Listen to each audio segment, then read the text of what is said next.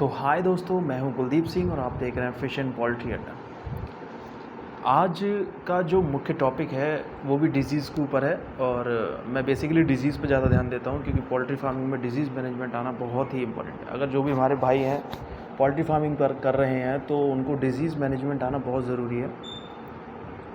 तो आइए हम लोग एक नई डिज़ीज़ पर डिस्कस करते हैं। उसे बोलते हैं Ranikhet disease, new castle disease बोलते हैं उसको। तो जो भी हमारे नए फार्मर भाई हैं जो इस चैनल पर अभी भी आए हैं, प्लीज़ चैनल को सब्सक्राइब कर सकते हैं और वीडियो को लाइक कर सकते हैं।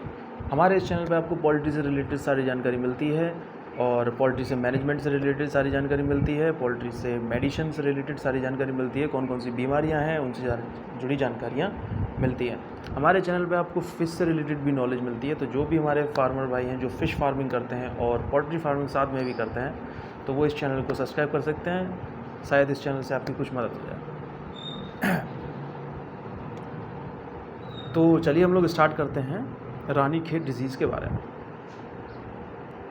रानीखेत डिज़ीज़ फ्रेंड क्या है कि जो रानीखेत जो बीमारी है ये बहुत ही घातक बीमारी है पोल्ट्री फार्मिंग में।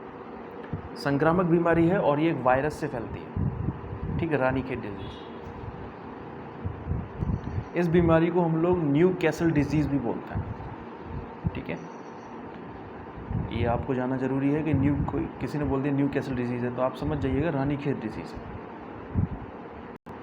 इस रोग में मुर्गियों को क्या होता है कि इस रोग में बर्ड को सांस लेना बिल्कुल बंद हो जाता है, बर्ड ब्रीथिंग नहीं कर पाती है और मोर्टेलिटी 100% होती है रानीखेत डिज़ीज़ के अंदर। ये आपको ध्यान रखना है, बर्ड सांस नहीं ले पाता बिल्कुल भी।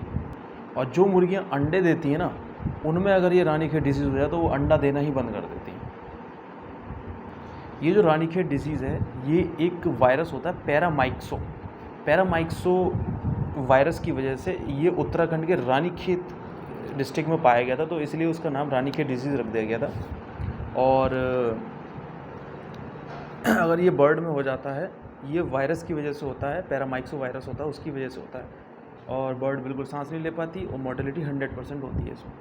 और फ्रेंड इसमें जो रानीखेत डिज़ीज़ होती है वो किसी भी उम्र में आ सकती है, ये भी ध्यान रखना, किसी भी उम्र में आपके फार्म के अंदर रानीखेत आ सकती है। इसके सिम्टम्स के बारे में हम लोग भी बात करेंगे। और एक बात और, सबसे ज़्यादा जो संक्रमण मिलता है इसका, सबसे ज़्यादा जो डिज़ीज़ मिलती है वो पहले हफ्ते और तीसरे हफ्ते में ज़्यादा मिलती है, ठीक है। और दुनिया के जितने भी पोल्ट्री फार्म्स हैं, चाहे अमेरिका में ले लो, चाहे न्यूजीलैंड में ले लो, चाहे कनाडा में ले लो, चाहे इंडिया में ले लो, चाहे कहीं भी ले लो, वहाँ पर ये रानीखेत डिज़ीज़ उनको परेशान करती है, न्यू कैस्टल डिज़ीज़ बोलते हैं सर। अब हम सिम्टम्स के बारे में बात करते हैं कि बर्ड में इस पर क्या होता है। तो बर्ड में सबसे पहले जब रानीखेत डिज़ीज़ आती है तो सबसे पहले बर्ड के ब्रेन पे इफ़ेक्ट करती है। किस पे इफ़ेक्ट करती है? ब्रेन पे। अब ब्रेन पे इफ़ेक्ट करेगी तो क्या होगा कि जो मुर्गी होगी वो लड़खड़ाने लगेगी, इधर उधर गर्दन नीचे कर जाएगी, ठीक है, और गर्दन नीचे कर गिर भी पड़ती है कभी कभी। तो ये इसके सिम्टम्स हैं। शरीर का संतुलन बिल्कुल ख़राब हो जाता है बर्ड का, लुढ़कने लगती है, गर्दन नीचे करने लगती है और बैठ जाती है। ये रानीखेत डिज़ीज़ का सिम्टम है। बर्ड का छींकना स्टार्ट हो जाता है, बर्ड छींकने लगती है और खांसी, बर्ड छींकने लगती है और खांसी आने लगती है बर्ड को, ठीक है। और दूसरी बात, उसका जो सांस लेने का जो सिस्टम है उसमें रुकावट पैदा हो जाती है जिसकी वजह से बर्ड सांस नहीं ले पाती। बर्ड सांस नहीं लेगी तो बर्ड की मोर्टेलिटी 100% होनी है फिर तो। और अक्सर मुर्गियाँ मुंह खोलकर सांस लेती हैं, मुंह खोलकर। ये रानीखेत डिजीज़ ही होती है, ठीक है। और दोस्तों रानीखेत डिजीज़ में क्या होता है, कभी कभी बर्ड के किसी भी शरीर के हिस्से में लकवा मारने के चांसेस होते हैं, लकवा मारने के चांसेस होते हैं, लंगड़ी भी हो जाती है, लकवा हो जाता है उसको, तो ये रानीखेत डिजीज़ ही होती है। और जो मुर्गियाँ इस रानीखेत डिजीज़ से प्रभावित होती हैं वो आकाश की तरफ देखती हैं, ये भी एक सिम्टम्स है। बहुत से फार्मर भाई पूछते हैं कि बर्ड हरे रंग का बीट कर रही है, ग्रीन बीट कर रही है हरे रंग का, तो इसका सीधा सीधा मतलब ये होता है फ्रेंड कि उसकी पाचन क्रिया प्रभावित हो चुकी है। और जब पाचन क्रिया प्रभावित होती है तो वो हरे रंग का बीट करती है, तो आप समझ जाइए कि आपके फार्म के अंदर रानीखेत डिजीज़ आ चुकी है। हरे रंग का बीट करती है बर्ड। अब जब बर्ड का पाचन क्रिया सही नहीं है तो उसको डायरिया बनने की संभावना होती है, डायरिया बनेगी तो हरे रंग की बीट करेगी, ठीक है। तो इससे आप समझ सकते हैं कि अगर हरे रंग की बीट आ रही है तो आप समझ जाइए कि डायरिया होने के चांसेस हैं। कल वाली वीडियो में मैंने कॉक्सीडियोसिस के बारे में बताया था। उसमें मैंने बताया था अगर बर्ड बिल्कुल रेड कलर की बीट कर रही है तो उसको कॉक्सीडियोसिस की प्रॉब्लम है, बीमारी है उसको। कॉक्सीडियोसिस क्या होता है? खूनी दस्त होता है, पेचेस। अब जब बर्ड को डायरिया है तो क्या होगा? बर्ड को डायरिया है तो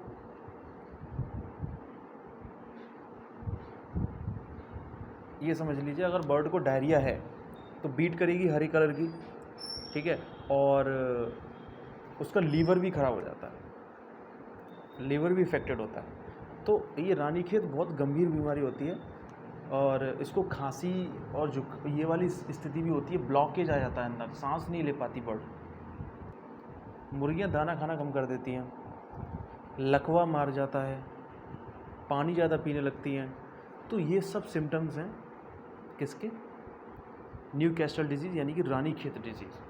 हरी बीट समझ जाइए रानीखेत डिजीज़, लकवा मारना समझ जाइए रानीखेत डिजीज़, ठीक है। लड़खड़ा के घूमना इधर उधर और गर्दन ऊपर करना, आकाश की तरफ देखना, समझ जाइए रानीखेत डिजीज़। मुंह फाड़ के सांस लेना, समझ जाइए रानीखेत डिजीज़। सांस ही नहीं ले पा रही है, रानीखेत डिजीज़। तो ये सिम्टम्स हैं रानीखेत डिजीज़ के, और इसकी मेडिसिन मैं आपको अगली वीडियो में बताऊंगा। जैसे कि मैंने एक लिस्ट में ई कोलाई की मैंने मेडिसिन बताई थी, इसी तरीके से ये मैंने आपको सिम्टम्स बताए और क्या होता है इससे बर्ड के अंदर ये होता है। मेरा बेसिकली फोकस डिजीज़ मैनेजमेंट पर भी होता है और पोल्ट्री मैनेजमेंट पे भी होता है, किस तरीके से आपको मैनेजमेंट करना है फार्म के अंदर। तो आज के लिए सिर्फ इतना ही फ्रेंड्स। मैंने आपको रानीखेत डिजीज़ के बारे में बताया, उसके सिम्टम्स के बारे में बताया। अब अगली वीडियो में मैं आपको इसकी मेडिसिन के बारे में बताऊंगा, किस तरीके से आपको ये बीमारी सही करनी है अपने फार्म में। तो आप देख रहे थे फिश एंड पोल्ट्री अड्डा, मैं हूँ कुलदीप सिंह, और आने वाले समय में बहुत कुछ करना है, बहुत कुछ। अब तो लॉकडाउन खुल गया है तो अब जाना भी स्टार्ट करेंगे। तो वीडियो ज़्यादा लंबा हो रहा है, अब मैं यही समाप्त करता हूँ। अपने बर्ड का ध्यान रखिए, अपना ध्यान रखिए, बायोसिक्योरिटी का ध्यान रखिए। किसी विज़िटर को अपने फार्म पे आने से पहले उसको अच्छी तरीके से डिसइंफेक्टिंग करिए, ठीक है। थैंक यू दोस्तों, थैंक यू सो मच। आप देख रहे थे फिश एंड पोल्ट्री।